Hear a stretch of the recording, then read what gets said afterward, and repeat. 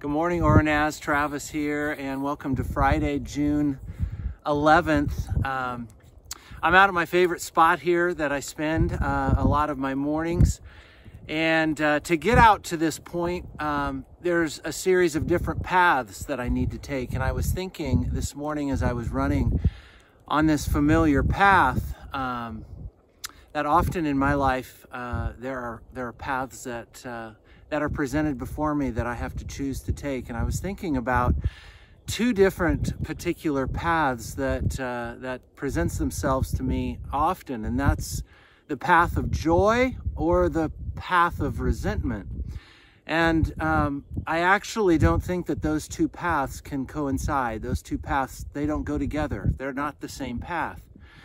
But ironically, parts of the joy path have what might feel like the opposite of joy, or at least what our world says joy is to be, like grief, like challenges, like sadness. Yes, sadness can even be a part, grief can even be a part of that path of joy.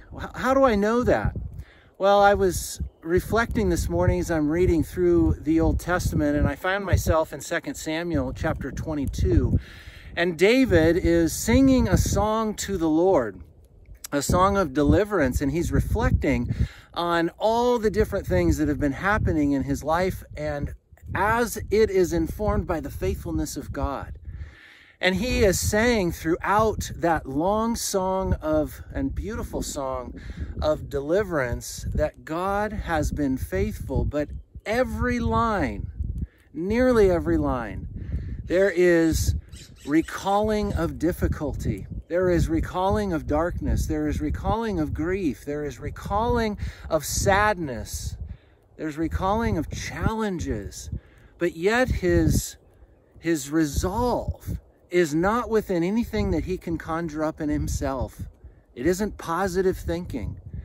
It's about the understanding and the Holy Spirit's grasp to allow him to see the faithfulness of God. And he continually comes back to that. It is because of the faithfulness of God. I was thinking about David's words as I was reading that in 1 Samuel 22. Another place in the scriptures, the Psalm 16, when David actually does say and talk about the path of God and how God leads him on a path of his faithfulness. He goes on to recall and to reflect in that psalm even about the difficulties, the stricken grief that he has experienced, the challenges, and so on and so forth. And I started thinking, isn't this a template for us? God doesn't want us to suppress and push aside the emotions and the circumstances that are so challenging for us. He wants us to bring those to him and to say, here, I need your help, oh God. And God is quick to travel with you on that path. Matter of fact, he's inviting you to his path, a path that you can give the yoke of whatever you're dealing with, the burden, the weightiness of whatever you're dealing with, and exchange it for his joy, his life, his peace.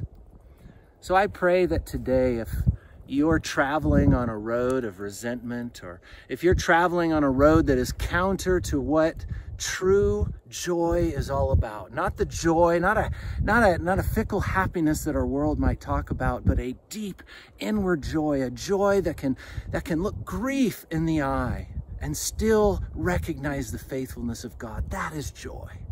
I pray that God might meet you in that and invite you upon that path, and that you might walk it with him faithfully. Have a great Friday. I'm looking forward to worshiping with you on Sunday. Lord be with you. Grace and peace.